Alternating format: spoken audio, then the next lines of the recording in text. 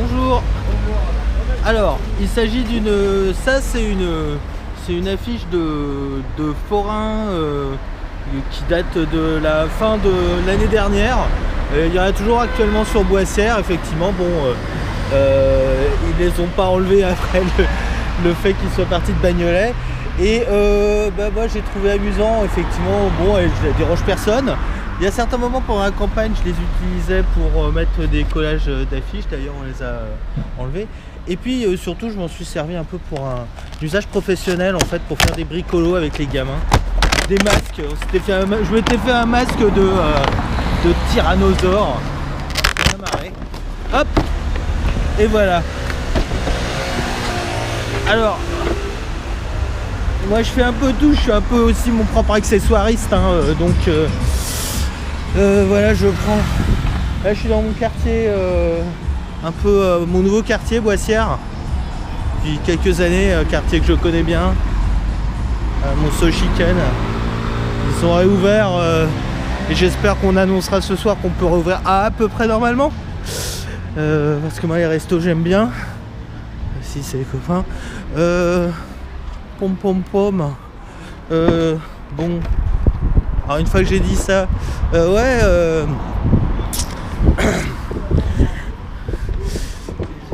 quoi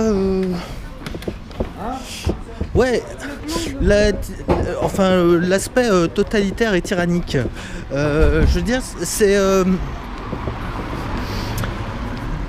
l'une des raisons, je pense, de l'animosité de Goudet depuis 2008 contre Voynet.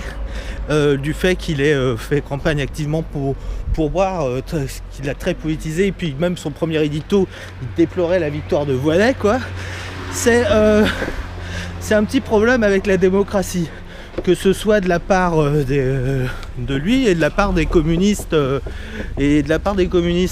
c'est-à-dire que Voynet était considéré comme illégitime, quoi. C'était élu avec les voix de la droite. C'est l'élément qui revient souvent. Ouais, effectivement. Mais je veux dire, tout le monde, enfin, il y a le droit de vote, quoi. Et les voix de la droite, là, pour ce qu'elles ont pesé, mine de rien, là, ça représente plus grand chose à Montreuil, la droite, hein. Ou alors, ils se sont aussi mis à voter pour Bessac, hein. Mais c'est pas le sujet. C'était pour dire que les méthodes de Goudet, en fait, sont antidémocratiques. C'est un peu de la tyrannie, et c'est quelque chose qui est très bien toléré, enfin l'absence de démocratie par les communistes, beaucoup moins normalement par les autres, et on est dans un état de droit, quoi. Et donc le fait de se comporter comme un monstre, où c'est la loi du plus fort qui l'emporte, en général c'est censé poser problème. Je donne un exemple. Dans le film d'Abraham Cohen, Ce qui nous reste, que j'ai pu voir, il y a un moment, ils interrompent, donc ils perturbent les conseils municipaux. Ça, déjà, c'est pas bien parce qu'ils empêchent la démocratie. Et plus grave, à un moment, pour moi, quelque chose que je trouve plus grave, c'est qu'à un moment même, ils interrompent un comité technique paritaire. Ils empêchent un comité technique paritaire de se tenir. Le comité technique paritaire, c'est là que les organisations syndicales représentatives du personnel rencontrent, discutent, négocient, donnent leur avis sur les décisions du pouvoir municipal les concernant. C'est un pouvoir de consultation, néanmoins il y a des lignes qui bougent.